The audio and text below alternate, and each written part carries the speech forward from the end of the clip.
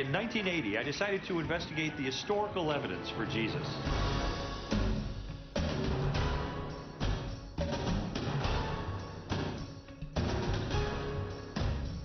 After 21 months of research, I came to the conclusion that Jesus is the unique Son of God and that Christianity is true.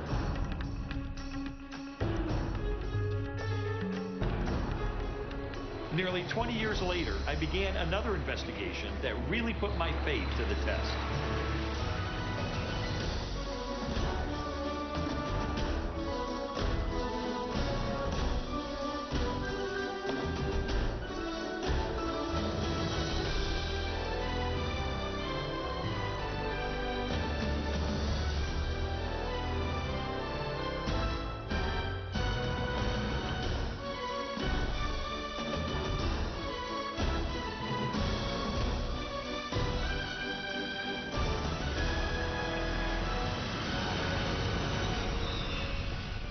After I became a Christian in 1981, I realized pretty quickly that even though this was the most important decision I'd ever made, it was only the first step in a long spiritual journey. I mean, I was excited about my new faith, and I had this picture of it just growing progressively stronger and stronger. But I discovered that the Christian life isn't always a smooth road. In fact, at times it can be more like a minefield, loaded with many of the same objections and doubts that I had when I was a skeptic. And these doubts are inevitable. I mean, to some degree, we're all going to have them. The question is, how will they affect us when they hit? Are we drawn closer to God through the experience, or are we pushed away by uncertainty and confusion? Many years ago, I came across the story of a prominent Christian leader whose confrontation with doubt dramatically changed his life. His name was Charles Templeton. On March 18, 1946, Charles Templeton, a pastor from Toronto, Canada, and his close friend, William Franklin Billy Graham, boarded a plane for London, England, and a historic series of Christian meetings. Decades later, Templeton reflected on their friendship and ministry together. Billy and I met in the spring of 1945. It was backstage at a Youth for Christ rally in Chicago. The stadium was packed, and as Billy was being introduced to preach, he leaned over to me and he said, "Pray for me, Chuck, I'm scared to death."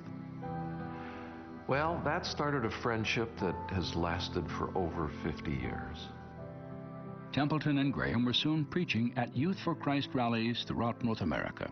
Both shared a passion for the same message, personal salvation through Jesus Christ. In the 1940s, Youth for Christ was a North American phenomenon. The atmosphere was informal and upbeat, and thousands of young people flocked to the meetings. The movement soon attracted worldwide attention, so a team was selected to take our message to Europe. For 5 weeks, Templeton and Graham traveled throughout the United Kingdom, France, and Scandinavia. They shared the pulpit, preaching on alternate nights to large, enthusiastic crowds. When they returned home, many believed that Templeton would go on to become the most successful evangelist of his generation. Yet, despite the effectiveness of his ministry, he found himself facing what he described as a growing dilemma. In the months following our return from Europe, I began to fight a losing battle with my faith. I'd been so busy that there was little time to take stock of my life. But in those occasional quiet moments, the doubts started to surface. You see, I had converted to Christianity as a teenager, and I lacked the theological training necessary to support my beliefs when those inevitable questions hit me. I wanted very much to believe. I had an intense longing for a relationship with God. But slowly, against my will, my mind and reason began to challenge and sometimes refute the things which were most important to me, the central beliefs of the Christian faith. Templeton's doubts attacked the core of his deepest convictions, gradually eroding his belief in the validity of the Bible, the deity of Jesus, and the existence of a loving God. My faith was disintegrating. I didn't have the theological training to deal with the questions that were troubling me. So, in a desperate attempt to find the answers, I decided to return to school. In the fall of 1948, Templeton enrolled at Princeton Theological Seminary. After 3 years of study, he accepted a position with the National Council of Churches. In the next few years, I moved across the United States and Canada, conducting 15-day preaching missions. Everywhere we went, we set record attendance. My days were filled with excitement, but I dreaded the nights. For at night, that was the time when the fears would set in. I would oftentimes break out into sweats, and my heart was pounding. I thought it was going to shake the bed.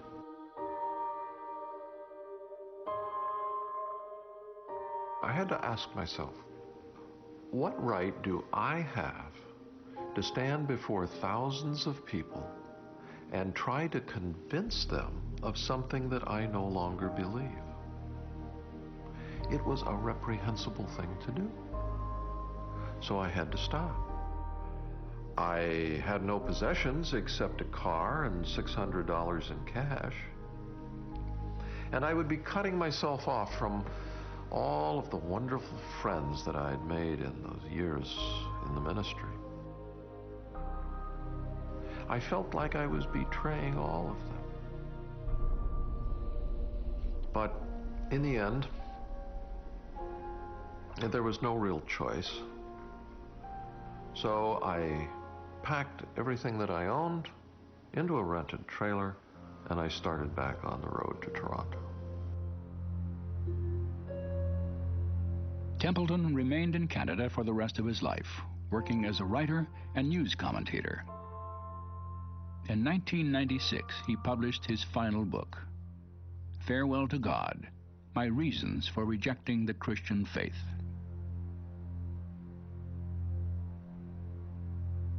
What happened to Charles Templeton? Why did he abandon the faith that had once been the cornerstone of his life? I was fascinated by his story, so in 1999 I called him at his home in Toronto. I remember that he answered the phone with his very rich, deliberate voice.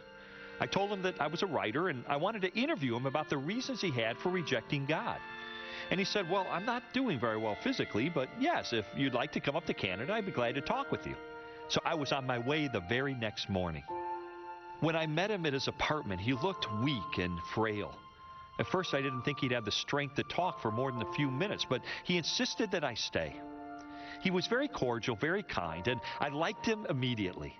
I could sense that his mind was sharp, and he really wanted to tell me his story. He reminisced for a while about his years in the ministry and his friendship with Billy Graham. It was obvious to me that their relationship was still very important to him. And then, after a few minutes, he turned the conversation to his reasons for rejecting Christianity. He described several common objections, and he had a long list. But a couple of things really stood out. He looked me right in the eye and asked two rhetorical questions. In a world with thousands of religions and gods, why is Jesus the only way to salvation? Are we actually supposed to believe that only the Christians have it right? And then, with even more intensity, he asked, how could a loving God, the God of the Bible, create a world filled with evil and suffering? He wasn't looking for a response. He just wanted me to understand these issues that had troubled him for almost 50 years. We talked for another hour, and then I said goodbye.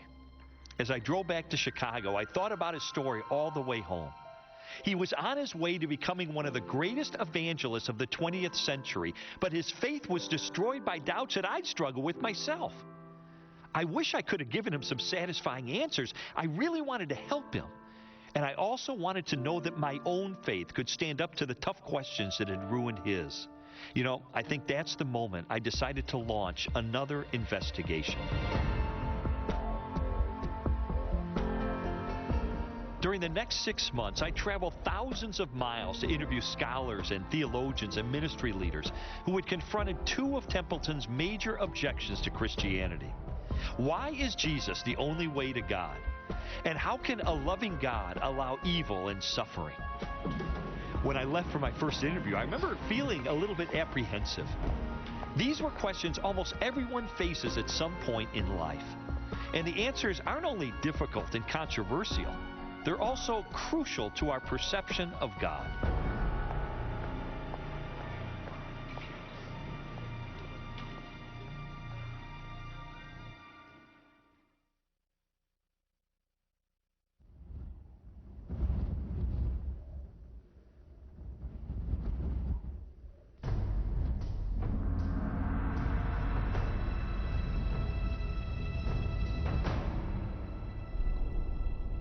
Are we to believe only Christians are right?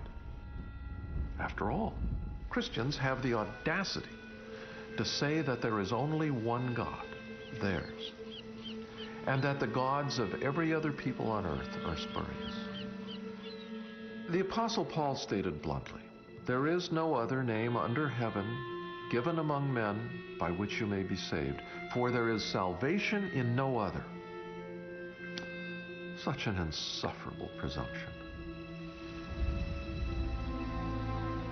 Charles Templeton wasn't the only one who felt that Christians were narrow-minded and wrong to believe that Jesus is the Son of God. When I was an atheist, I'd often get angry about what seemed to me to be blatant arrogance. Who do Christians think they are? Why can they judge everyone else? Well, today my perspective has changed, but this idea of there being only one way to God is still one of the biggest obstacles to Christianity.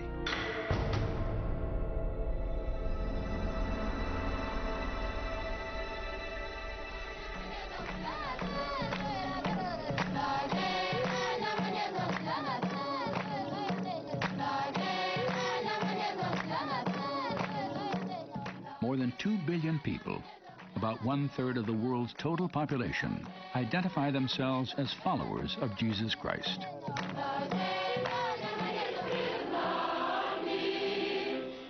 At the center of their faith is the controversial and remarkable claim Jesus made the week before his crucifixion. "I am the way, the truth, and the life. No one comes to the Father but through me." I am the way, the truth, and the life. What was he saying? He really was saying there's only one way to the Father. No man comes to the Father but through me. Now, he doesn't say this in a vacuum. It isn't like this is something he just dreamt up there at the Last Supper. This is something that he's been saying in many different ways all the way through his ministry. The truth of the matter is that before Jesus came along, no one was claiming to be the exclusive manifestation of God on earth. This was not only a shocking claim, it was a scandalous claim, and early Jews were not expecting it. You know, it's not a surprise to me that Jesus got himself crucified. What's a surprise to me is that he lasted for 3 years in public ministry before that happened, making the kind of claims that he was making. It's certainly a difficult thing to bring up in polite society that Jesus might be the only way to God. It can bring up rancor, and it can bring up bad feelings. But at the end of the day, the question is that true?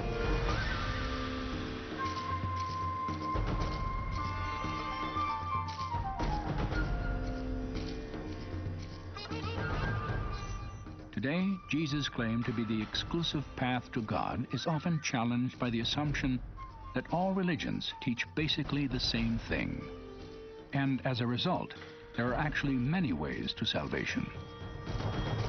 The world religions do agree about some of their surface teachings, but when you get to the core of those religions, they are radically contradictory. Buddha was an agnostic about whether there was a God. In fact, a major strain of Buddhism does not believe that anything exists, much less God. Hinduism says that there are 330 million gods. Islam says that there's one God, and the greatest evil that can be conducted is to believe that God is a Trinity and Jesus was the Son of God. For Christians, that is the most important claim. Now, they can't all be right. They could all be wrong, but they can't all be right because they contradict one another. I mean, think about it.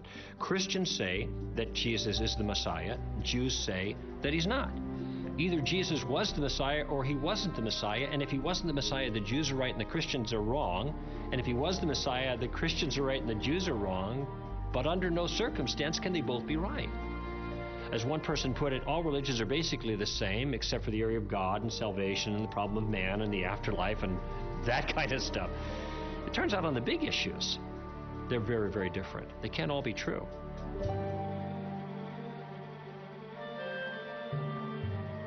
While the theological differences between the world's major religions are glaring, individual believers, be they Muslim, Christian, Hindu, Buddhist, or Jew, share a universal need.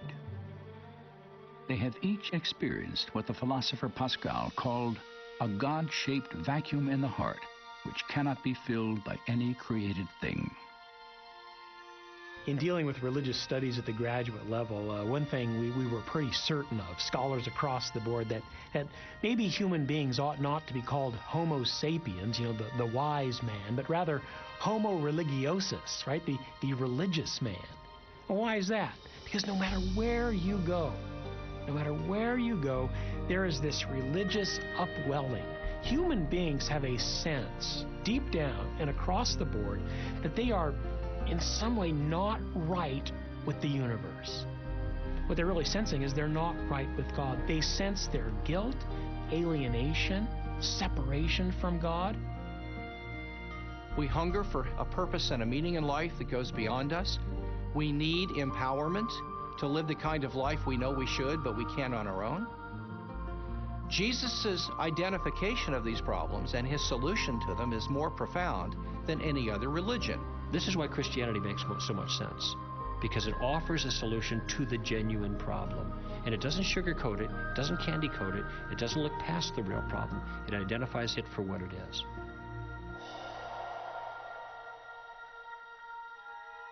It is written, "There is no one righteous, not even one.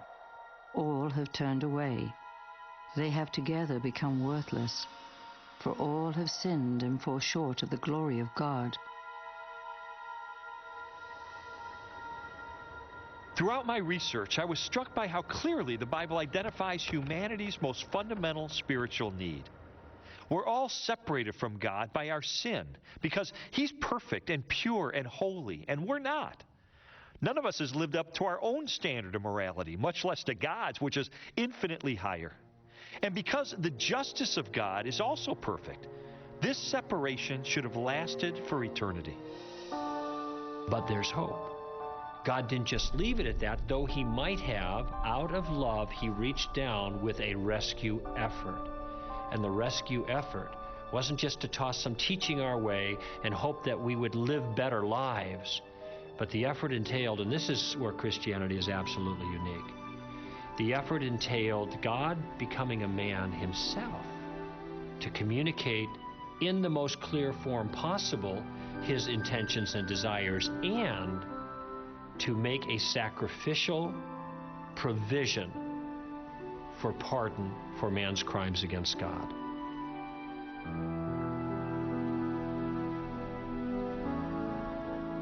Jesus is the one mediator between God and human beings that can be man standing in the presence of God and can be God standing in the presence of human beings. He's the only God-man. He's the only God-man who can fulfill that role of bringing rapprochement, reconciliation, healing to the broken and severed relationship between God and human beings. What Jesus did then was to take the penalty for the crimes of men upon Himself so that human beings could be freed. He took the rap for their crimes against God. Not only does God come down to reach out to man, but He gives him a free pardon of his crimes. The solution to the problem is not in making man better. Okay, let's make up for past deeds gone bad. Now, that isn't going to work. The solution is grace. You were dead in your trespasses and sins, but God, who is rich in mercy, made us alive with Christ. For it is by grace you have been saved through faith, and this, not from yourselves. It is the gift of God, not by works, so that no one can boast.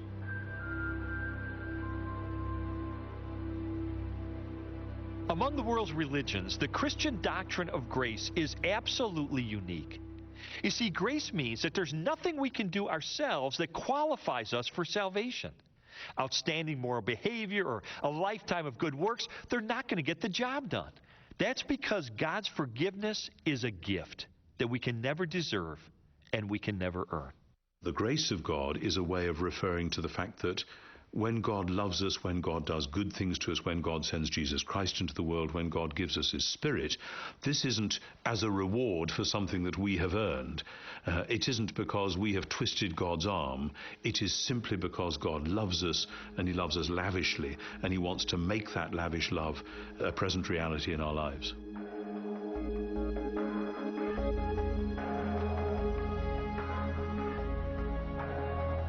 God is not looking down at the world at different religious clubs, the Muslim club, the Christian club, the Jewish club, the Hindu club, and He's not saying, you know, I like the Christian club better. To hell with the rest of you, quite literally. No, He's looking down at humanity, who is desperately wicked compared to His standards, who desperately needs to be rescued. And He offers a pardon, and He gives people an opportunity to either accept it or reject it. And this is why Jesus is the only way. Because He's the only one who solved the problem. Suppose God knew that there was only one necessary and sufficient means to take care of the human dilemma. That would be sending His only begotten Son. Well, if there's only one sufficient means, please don't send me the pretenders. And if there's only one necessary means, we don't need any other ones. Why would God want to send 1,500 avatars or savior figures, none of which can completely do the job? What's the point of that when He can send His Son and it's accomplished in one person at one time through one set of events once for all? And that's the essence of why Jesus is the only way. He's the only sufficient and necessary means by which we may be saved.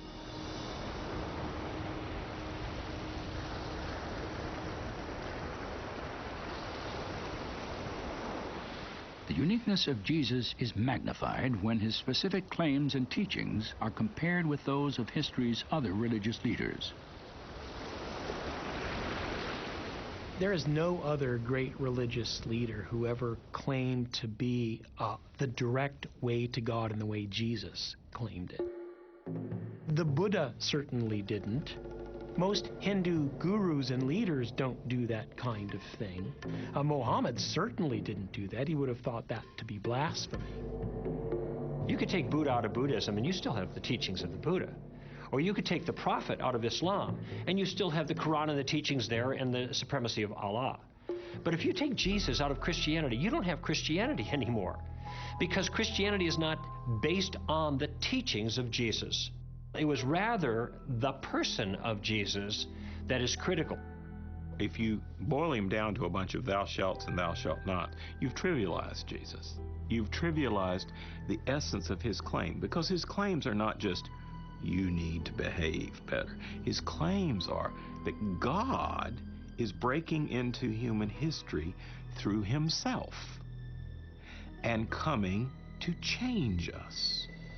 The gospel, the good news, is that the kingdom of God, the divine saving activity of God, is at hand in the person of Jesus, and you'd better pay attention, because if you don't, all of the ethical teaching of Jesus is not going to do you a whit of good. You have to respond to the good news about Jesus who's come into this world. In his classic book, Mere Christianity, C.S. Lewis explored the identity of Jesus and the popular opinion that while He was a great moral teacher, we cannot accept His claim to be God. A man who was merely a man and said the sort of things Jesus said would not be a great moral teacher. He would either be a lunatic or else he would be the devil of hell. Either this man was and is the Son of God, or else a madman, or something worse. You can shut him up for a fool, you can kill him as a demon, or you can fall at his feet and call him Lord and God. But let us not come with any patronizing nonsense about his being a great human teacher. He has not left that open to us. He did not intend to. When someone says Jesus was just a great moral teacher, that's rather like saying, Mozart wrote some rather pretty tunes. Just say, well, yes, he did write some pretty tunes, but if that's all you can hear in his music, then you need to sit down and learn what those symphonies are really all about. And saying Jesus is just a great moral teacher is a way of disinfecting him, of saying we can have him on our terms rather than on his terms. And actually, Jesus is not easy to grasp if you do it like that. That's like saying the only bit of the Mozart symphony that I'm actually going to think about is the bit that I can whistle on my way home from the pub. Well, best of luck.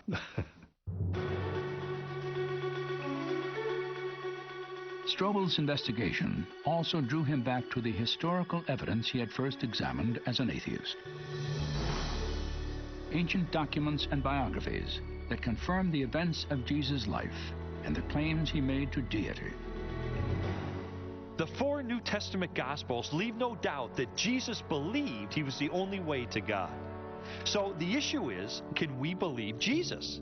This is where his credentials become so important. And there's a wealth of historical evidence that I've studied for almost 30 years. We've got older documentation and earlier eyewitness accounts of Jesus' life than we have for any other religious leader of antiquity. In addition, we have hundreds of years of scholarship that upholds the validity of the Gospels. Unlike anyone else in history, Jesus fulfilled dozens of prophecies, including the location of his birth, key events of his ministry, and the details of his execution. And each of these prophecies was first written in the Hebrew Scriptures centuries before he was born. Jesus also performed miracles, often in front of his enemies and skeptics, that demonstrated his supernatural power over nature, disease, and death. And if all that wasn't enough, he was resurrected from the dead in an historical event that was confirmed by more than 500 witnesses.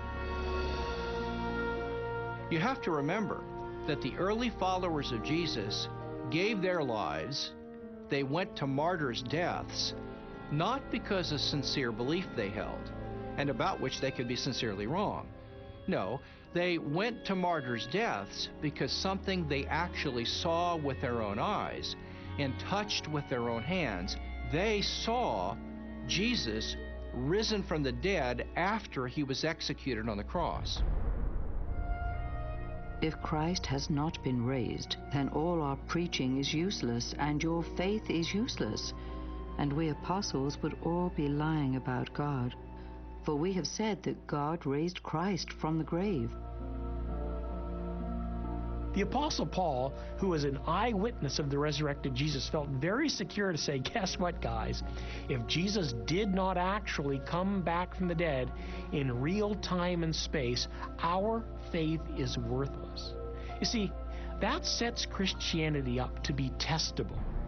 You can actually investigate it at that point to find out whether it's true or not. You can offer evidence. You can offer reason. I've studied the resurrection, as you know, very intensively, and I've written about it. And the more I look at the resurrection of Jesus, the more, A, I'm absolutely convinced it happened as a reality within our own space-time world. And B, it is utterly unique. Nobody else has led the way through death and out the other side. Christianity is based from the beginning on the fact of the resurrection, and that's what I've staked my life on. After considering the historical evidence for Jesus' life and resurrection, along with insights of New Testament theology, I was convinced that Jesus is the only way to God. But what about people like my friend Charles Templeton? Those who feel that Christians are arrogant to believe that this is true. What could I say to them? Now, of course, some people will always say it's arrogant because that is an easy charge, especially because some Christians behave arrogantly. They really do. The thing about arrogance, though, it's so silly, because if, as Paul says, everything we have is a gift of grace, we haven't got anything to be arrogant about. It isn't that we've got it all together. It's somewhere that God's got it all together, and we are privileged to be called to be a little part of that. And as long as we keep that perspective, we will cut the root of arrogance and be able to bear humble but clear witness to the truth.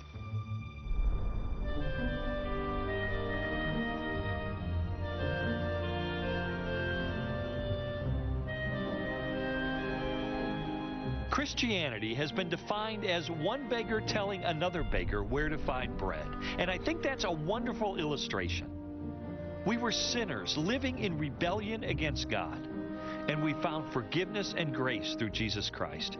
And we just want to pass this truth on to the rest of the world. The way to any truth is often narrow and specific. And because of his sinless life and divine nature, Jesus is the only one qualified to pay the penalty for our sin. He alone can reconcile us to God. And that's why when Jesus said, "I'm the way, the truth, and the life. No one comes to the Father but through me," we can trust him with confidence and with humble and grateful hearts.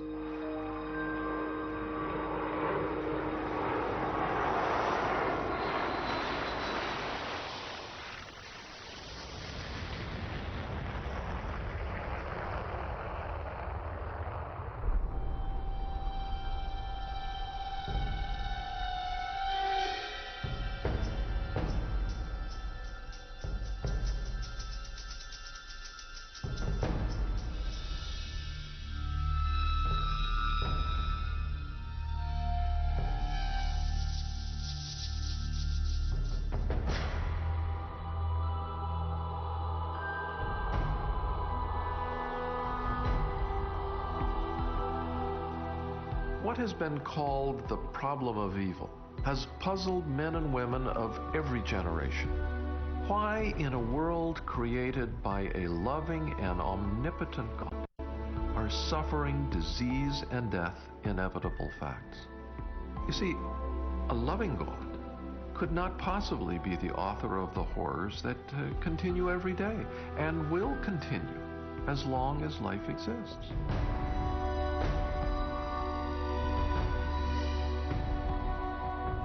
It's an inconceivable tale of suffering and death. And because it's a fact, it is obvious there cannot be a loving God.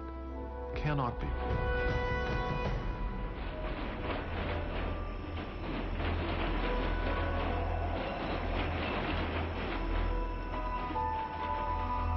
Early in my career as a journalist, I covered a lot of stories involving people who were living in extreme poverty and horrible conditions, or who'd been the victims of crime or terrible accidents.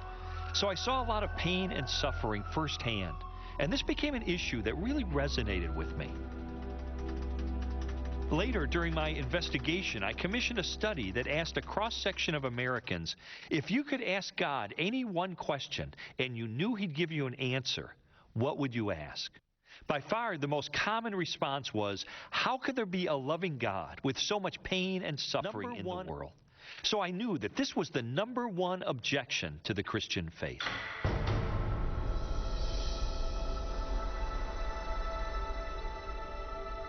What a lot of people don't realize when the problem of evil comes up is that everyone has to deal with it. This isn't just a problem for me as a theist.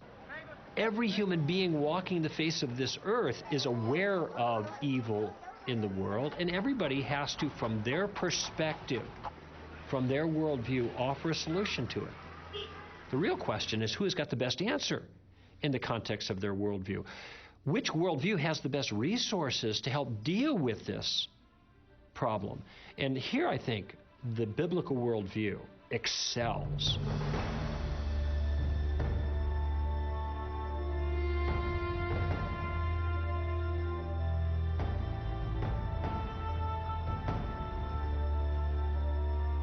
To understand the biblical view of evil and suffering, we must first consider an apparent contradiction in 5 core beliefs of Judeo-Christian theology. God exists. God is all good. God is all-knowing. God is all-powerful. And there is evil in the world. It appears that there's a conflict between God's goodness and God's power. If he was good, he'd want to get rid of all evil in the world, and if he is powerful, he'd be able to, but evil exists, and therefore he's either not good or he's not powerful. That's a pretty good argument, and I think the only way of answering it is to show that the terms are ambiguous. We don't fully understand what God or good or all-powerful or all-wise mean. We partly understand them. So we have to make some distinctions. Yours, O Lord, is the greatness and the power and the glory and the majesty and the splendor. For everything in heaven and earth is yours. You are exalted as head over all. There's a lot of confusion about what it means to say God is all-powerful. Many people think that means God can do anything. But the Bible is very clear that there are a lot of things God can't do. For example, the Bible teaches that God cannot swear by a name greater than himself. The Bible teaches that God cannot lie. It isn't that God just chooses not to lie, it's that he can't lie. C.S. Lewis once said, can a mortal ask questions that God finds unanswerable? And he said, yeah, quite easily. Is yellow square or round? And how many hours are there in a mile? And if you extend that a bit, yes, God can't make a square circle. So there are all sorts of things that God can't do because they'd be illogical or nonsensical. So when we talk about God being omnipotent, what we mean is God can do anything power can do, but we don't mean God can violate the laws of logic and do something contradictory. God's power and the existence of evil are prevailing themes in the opening chapters of Genesis. In the beginning, God created the heavens and the earth. And God saw all that he had made, and it was very good.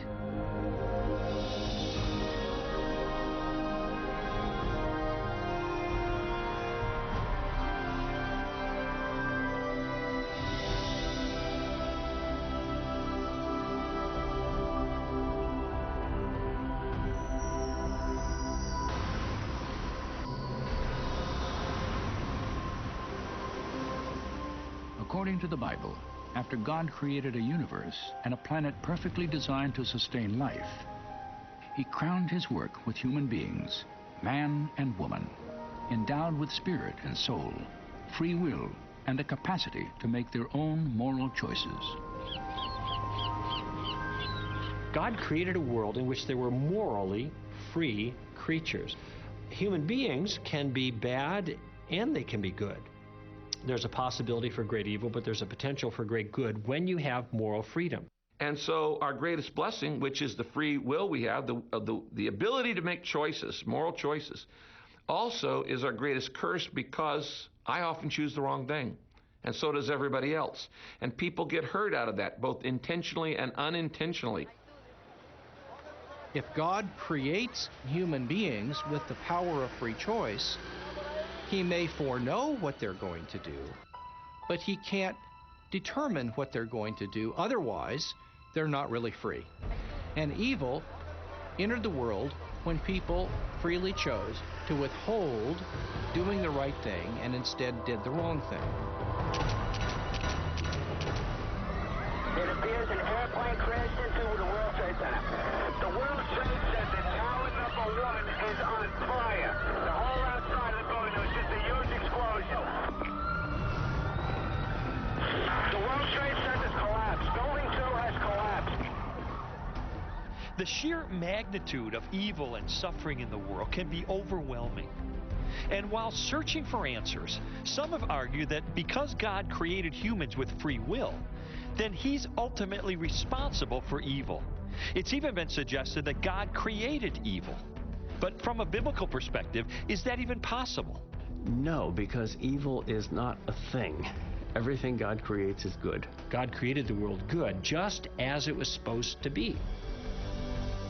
But human freedom then was used in such a way as to diminish goodness in the world, and that diminution, that lack, that missing goodness, that is what we call evil.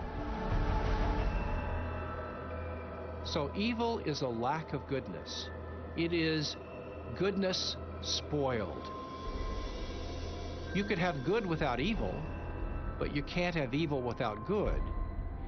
And so evil was not a direct creation of God. It was the result of humans exercising their freedom.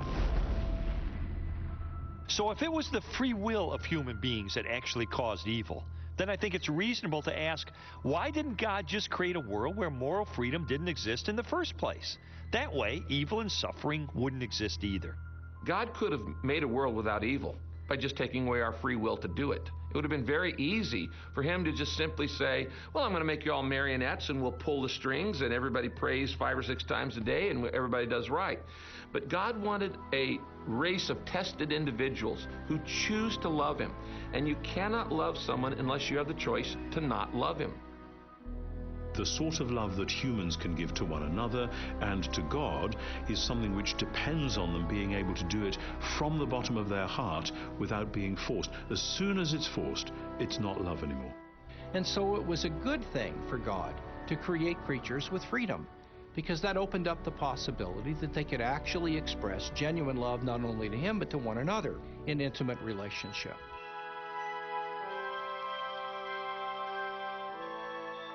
1600 years ago, St. Augustine wrote, "Since God is the highest good, he would not allow any evil to exist in his works unless his omnipotence and goodness were such as to bring good even out of evil." Theologians and scholars have long pondered and debated this question. Does a loving God use evil and suffering to accomplish a greater good? I don't know why suffering can't be compatible with God's love. People have this idea that real love rescues from all pain. I ask people when they raise that issue, I say, are you a parent? Do you have children? Do you feel that your love for your children requires you to rescue them from every bit of pain? Have you never let them struggle through a difficult thing on purpose for a good reason? Of course, there's an impulse to rescue our kids. We don't want them to suffer egregiously. But there are times when we know that it's appropriate to let them suffer in the circumstances for their own good, because a greater good is in view. And we have clues in our own lives. I think almost all of us can look back at some suffering in our past life and say, while I was in this, I didn't understand why God allowed it. And it was a real threat to my faith. And now that I see that it made me stronger, I do understand it.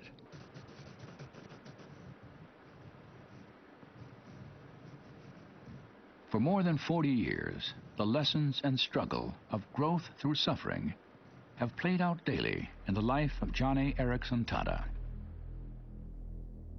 In 1967, Johnny, a 17-year-old high school senior, severed her spinal cord in a diving accident, paralyzing her body from the shoulders down. When I was first injured, I imagined myself as a kind of a human guinea pig lying there on my striker frame. I was doing nothing but eating and breathing and sleeping and really just existing. And I thought in here, you know, most people out beyond these hospital walls are going to college, getting married, having children, going to work. And I'm just lying here sleeping, breathing, eating. And I realized, oh my goodness, upon my life, all the truths of the human race are going to be tested. Is there a God? Does he care? What's the purpose in life? And if there is no God, then why not have my girlfriend slit my wrist? Why not take my mother's sleeping pills? Why not end it all? I mean, who can face a life of total paralysis? And somewhere in there, in my anger and frustration, I realized life's got to be more than just getting born and growing old and then dying. There's got to be a God who cares. We're too significant. There must be meaning in all of this. I don't think I would have asked those larger-than life questions were it not for my suffering.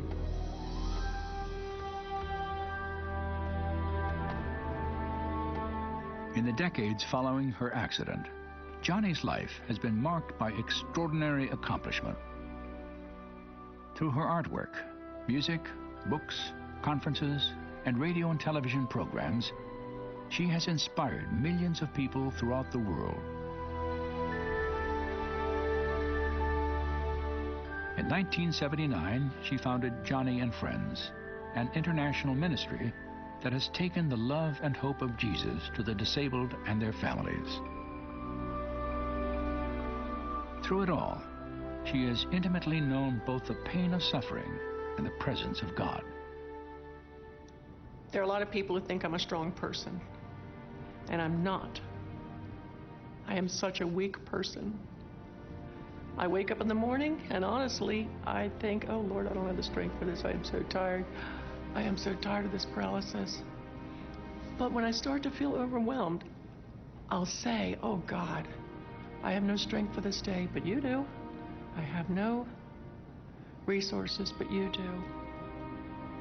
May I please have your resources? May I please have your strength? I can do all things through you if you strengthen me.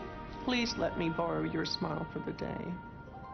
And honestly, before the morning has hardly begun, I've already got a perspective on the day. I've already got peace in my heart and a mission to accomplish. And it's because I've been pushed up against God. And God has shown me some deep things about His purpose and Himself that, for me, are so satisfying, so pleasurable. I wouldn't trade the wheelchair for anything.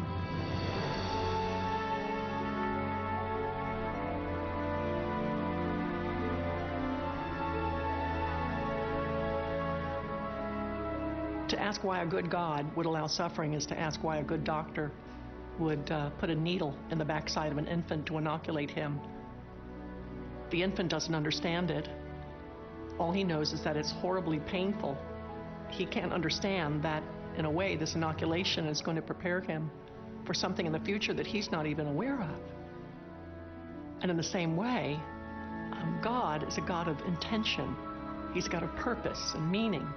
And everything He puts His hand to is brimming with intention and meaning.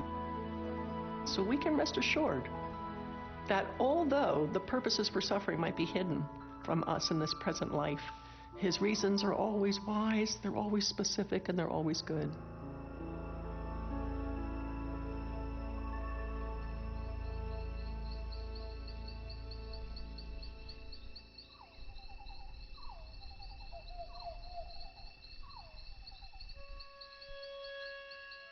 Perhaps the supreme demonstration of God's use of suffering and evil for good was revealed in the death of Jesus.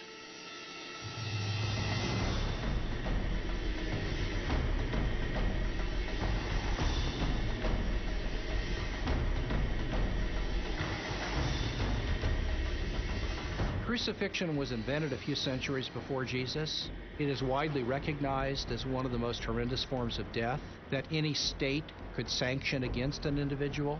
It was so horrific that Roman citizens were not permitted to be crucified. So it's no surprise that there is a build-up of the forces of evil, if you like, shrieking at Jesus, attacking Him, criticizing Him, until finally they nail Him to a cross.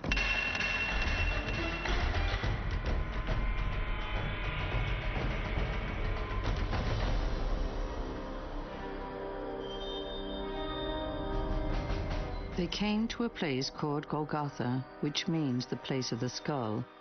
There, 2 robbers were crucified with Him, one on His right and one on His left. Those who passed by hurled insults at Him, shaking their heads and saying, "Save yourself. Come down from the cross if you are the Son of God."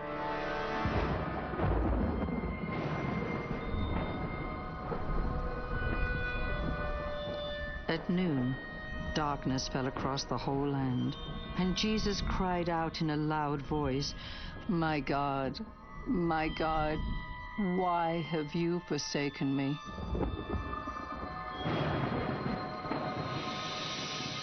And He suffered, the Bible tells us, great emotional and spiritual agony because He experienced separation with His Father, and He experienced the actual sin of the world in His own conscious life and what it was like to feel and experience that evil and hurt.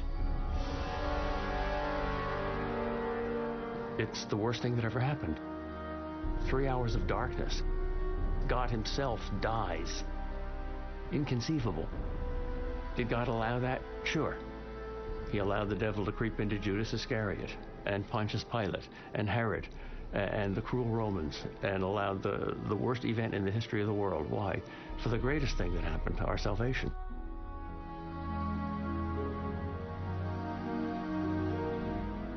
That injustice was redeemed by an all-wise, all-knowing, all-loving, all-powerful God. He could take those kinds of things and he can turn them in to the greatest goodness imaginable, the salvation that would be available only through him. And only when we see that in the light of the entire longer story do we say somehow this was how God, as it were, drew those forces of evil onto one place in order to defeat and deal with them there, in order to make a new creation beginning with Jesus' resurrection. And that's why ultimately we have hope. So an unspeakable evil was transformed into unspeakable good through God's wisdom. Jesus said, I am the resurrection and the life. He who believes in me will live even though he dies, and whoever lives and believes in me will never die. If it can happen on such a magnificent scale like that, if you can see in that one case how great evil can produce great good, if God lifts the curtain just a little bit so you can see behind the scenes there, it's at least possible to believe that that principle is at work everywhere.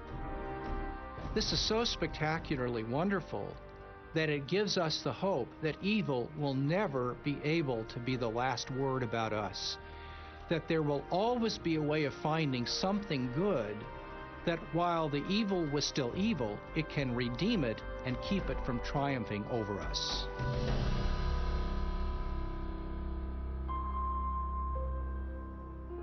And Jesus answered, I have told you these things, so that in me you may have peace.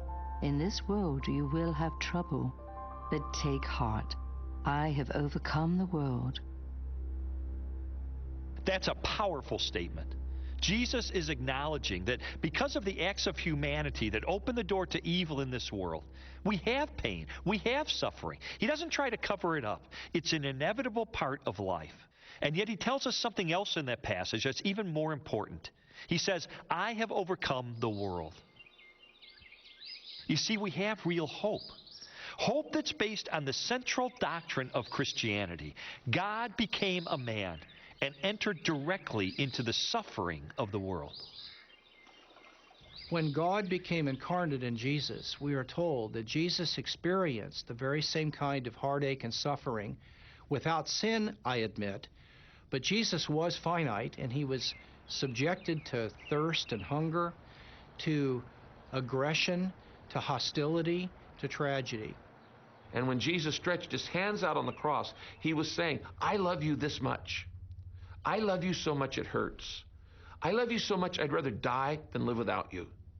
And those nails that went through the palms of Jesus went straight into the heart of God.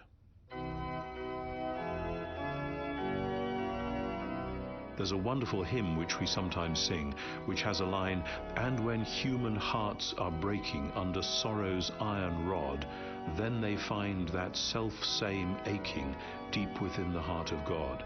And that's a wonderful sense. God in Christ has been here. He has taken it. He knows what it's like. He is not unable to sympathize. He is on all fours with us.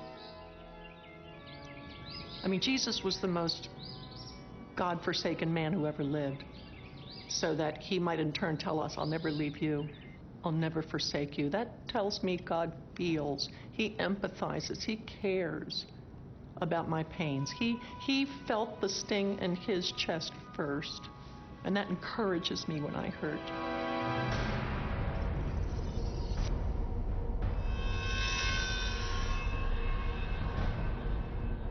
In 1944, Corrie ten Boom, a prisoner in a Nazi concentration camp, considered the full measure of God's participation in the suffering of humanity.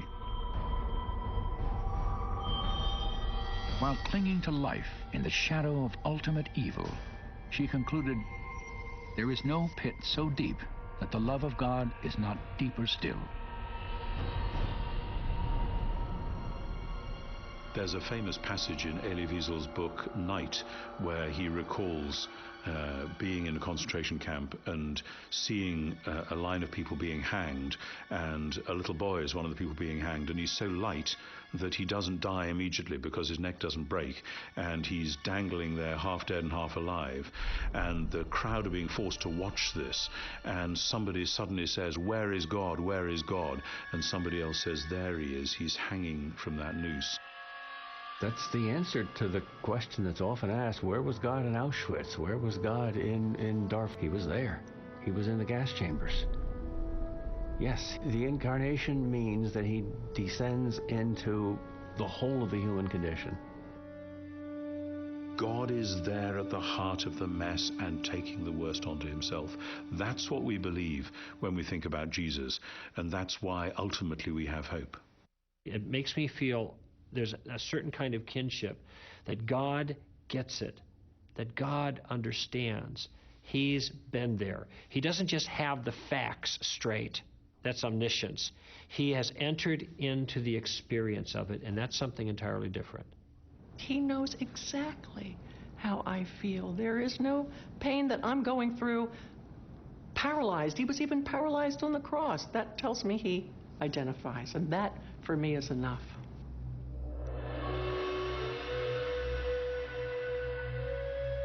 The Christian response to the problem of evil and suffering was perhaps best summarized by the Apostle Paul. 2 decades after Jesus' death and resurrection, Paul described the persecution Christians endured and the hope that sustained them as they preached the gospel throughout the first-century Roman world. We are afflicted in every way but not crushed, perplexed but not despairing, persecuted but not forsaken, struck down but not destroyed. Therefore, we do not lose heart, but though our outer man is decaying, yet our inner man is being renewed day by day. For momentary light affliction is producing for us an eternal weight of glory far beyond all comparison. He refers to these things as momentary light affliction. What, Paul, are you crazy? Momentary light affliction? Well, we understand when we read further, because he goes on to explain that these are momentary light afflictions in comparison to something else, because these afflictions, and he's very particular about his words, are producing for us an eternal weight of glory beyond all comparison. And you see, there's this subtle theme through the New Testament that helps us understand this problem of evil as followers of Christ. That God can cause all these things to work for good in our lives because we love Him, we're called according to His purpose. And these have a transforming impact on us so that when we get to heaven, we are actually different people than we would have been if we had not gone through these things. These momentary light afflictions are producing for us the eternal weight of glory. If you only lived this life 80 and then you died and that was the end of it, the kind of hostilities and hurts that we have in this life would be writ large. Their significance would be stunning indeed. But from the vantage point of life forever with God in heaven, the harms and hurts that happen to us in this life, though still real and still important, are shown to be so insignificant compared to the glories and the joys we're going to experience in the afterlife, that from the vantage point of that perspective, they are well worth it.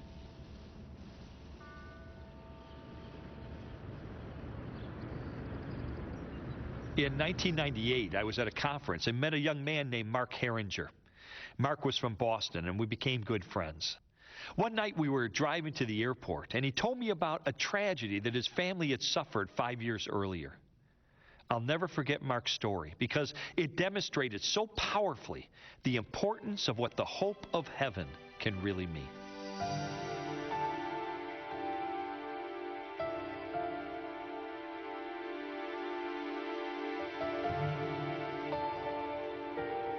It was January 16th of 1993.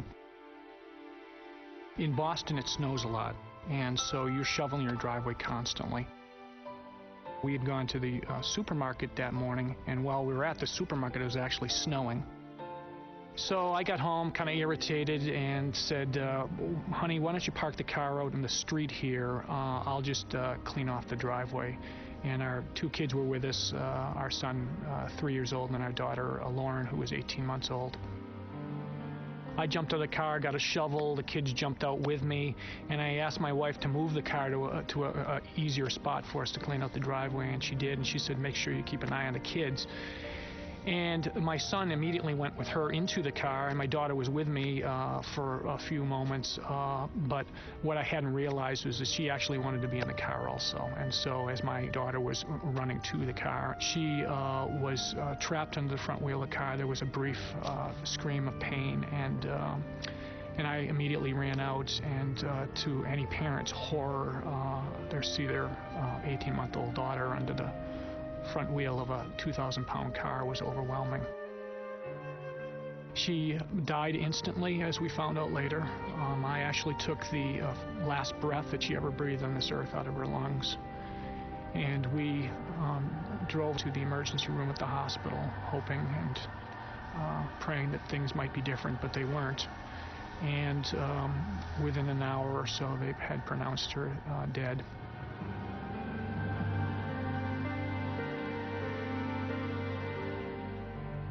I was very angry at God. I didn't know why he would choose me. And my mind would race and think, what is this all about? Where am I going? What does this all mean? Do I take my life?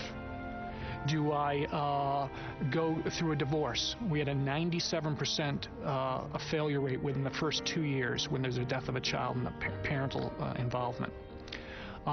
What would that mean? Would that bring some closure to that? What would be a life of anger and despair at God? Those options are not good ends. The struggle during our pain here was I had to make a decision. Am I going to accept or reject this situation that I'm in based on not knowing the end game or not knowing all the answers? I was given a Bible, my very first Bible, on Christmas 3 weeks before the accident. And that Bible was to become the thing that kept me alive. There were drugs and various things that people gave us to try to calm us down during this difficult few weeks, but it was actually holding the Bible and reading it was the thing that actually comforted me the most. I actually slept with my Bible for about 9 months every night. What I was struggling for was the reality of Jesus, the reality of somebody who knew suffering, who was going to be there, who had experienced this himself.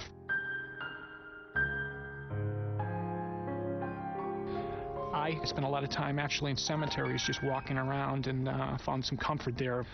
I could oftentimes connect more closely with pain there because I knew that everybody there had a story and that people had come and grieved there. It gave me a clarity that Jesus works powerfully in places where people are hurting. And so I found great comfort to just be quiet and listen to him there. And so sometimes I would just go around and read the stone markers and pray for the various families. And it actually turned from an internal thing where I was trying to get healing and hope to a place where I would actually intercede for others. And that was a shift that occurred where God began to do a work that my healing was going to be more complete in helping others. We had 5 neighbors who lived next to us, directly next to us when the accident happened. And within 5 years, 3 whole families of those households came to know Christ personally. And when I think back on where we were and how God used that, I said, that doesn't make it all right. That doesn't make it good. That doesn't make my pain go away. But it does tell me that God is bringing some good out of this, that there'll be some eternal good that comes out of her life and death. Your answer at this tough time is you are naked, you are stripped down raw. You have to make a decision. Which road are you going to take? Where are you going to go in your faith? And I think evil and suffering drive us to those points where we have to make those naked decisions. We have to make those raw decisions that give us nowhere out, nothing to hold on to. We're just there before Him. And that's what real faith, I think, is. Not knowing the future, but understanding enough now to make a decision that will change the future in our lives. If I look at it through my own experience, I think I would drive it to the point to say that God is in control of all things, and nothing is beyond His reach, nothing is beyond His ability to control. The joy is knowing that this is just temporary, that there's something much more. The eternal perspective changes things because it takes the focus off of my experience now and puts it in a different level, a different realm. The Bible says heaven will be a place where there's no more tears or pain or crying or death. Okay, so if that's true, then the hope is that these things will be resolved and that we'll understand, or we'll have more clarity that we don't have now.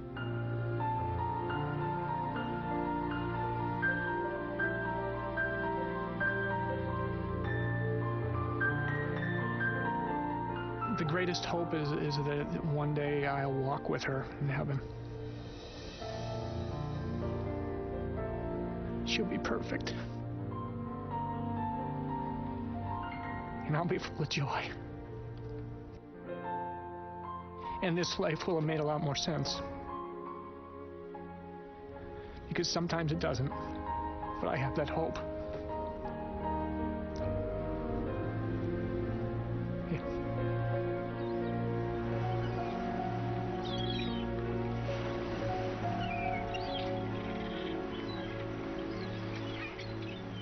Philosopher and atheist Bertrand Russell once said, "No one can sit at the bedside of a dying child and still believe in God." Now, on the surface, that sounds like a pretty strong argument against the existence of a loving God. But as Christian philosopher William Lane Craig has pointed out, what is Russell going to say when he's kneeling at the bed of the dying child? Too bad? I'm sorry? That's the way it goes? You see, as an atheist, Russell has nothing else to offer. Because if there is no God, then we're all trapped in a world filled with senseless and unredeemable suffering, with absolutely no hope of deliverance from evil. But for the Christian, God does exist. Evil and suffering can result in a greater good, and there is hope and meaning for the future, because life doesn't end in the grave. No eye has seen, no ear has heard, and no mind has conceived what God has prepared for those who love Him. The Lord is not slow in keeping His promise, as some understand slowness. He is patient with you, not wanting anyone to perish, but for everyone to come to repentance. Suffering is in this world because sin is in this world. And if God were to get rid of sin, He'd have to get rid of sinners. I think He's delaying closing the curtain on suffering, sin, Satan, until more people have time to hear about the good news of Jesus. And if my being in this wheelchair a little bit longer provides the time and opportunity for others to come into the kingdom, then my wheelchair's worth it. My affliction is just light and momentary. And I don't mind waiting. Now that offer of mercy will not be extended forever. There's going to come a time when He says enough, and then He's going to deal with it, and then true justice will be done perfectly. But this is not what we want, really. We don't want justice. We want mercy. And for now, mercy is what's being extended. And this is why you see the continuation of evil.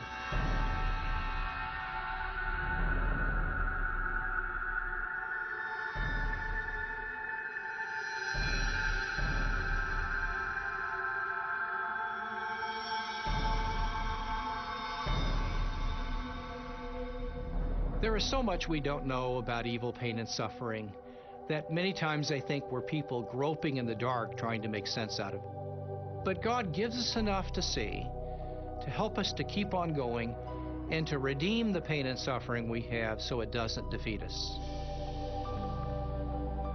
If all I was looking at for the evidence of God was just the problem of evil, sure, I'd say, gee, that's a no-brainer. There is no God. He would never allow these kinds of things.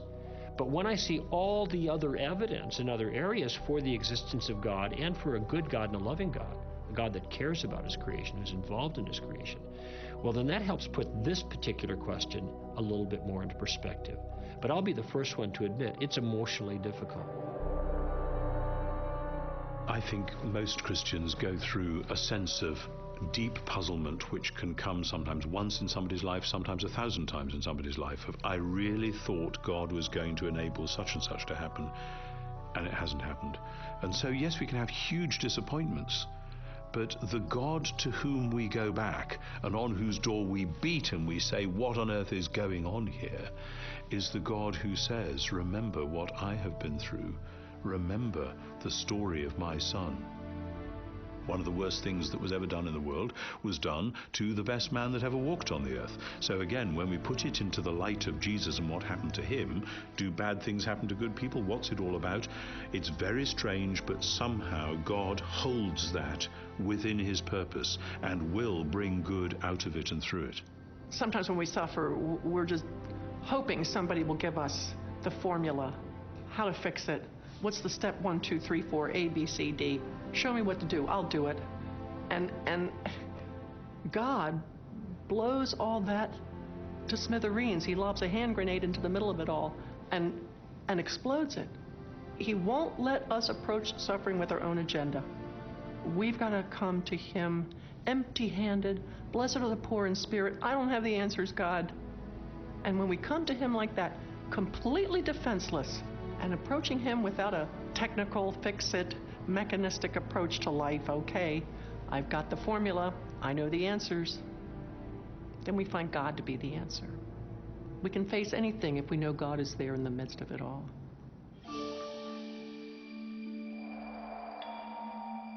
I examined the biblical view of evil and suffering for many months, and honestly, I think I could spend the rest of my life trying to understand it all. The questions can be brutally difficult, and the answers are not quick, and they're not easy. Is Christian theology a satisfying explanation for the suffering in the world? Yes, I believe it is. Does it always offer immediate and total comfort when we hurt? No, not always. But if we come to God in faith, I believe he gives us legitimate reasons for hope that can carry us through the most difficult circumstances of our lives.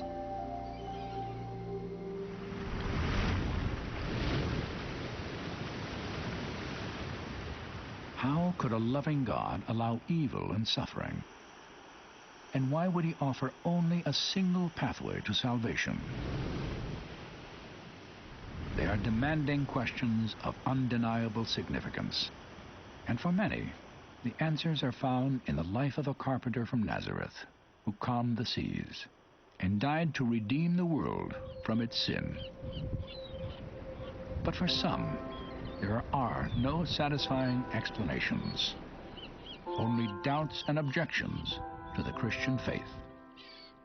There's a profound sense of loss when anyone abandons a belief system they've held since childhood.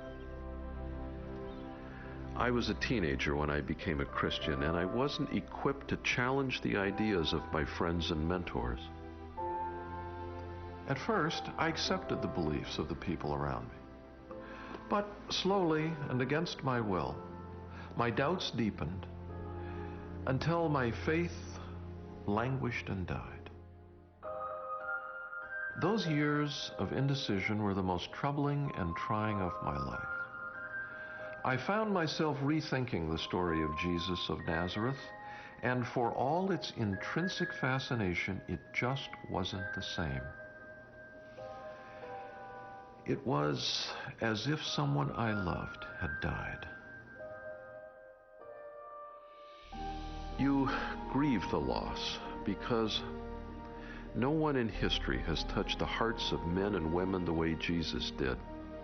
He had the highest moral standard and the greatest compassion of any person I've ever heard of, and his wisdom was unsurpassed. Everything good and decent and pure that I know, I learned from Jesus. And if I may put it this way, I miss him.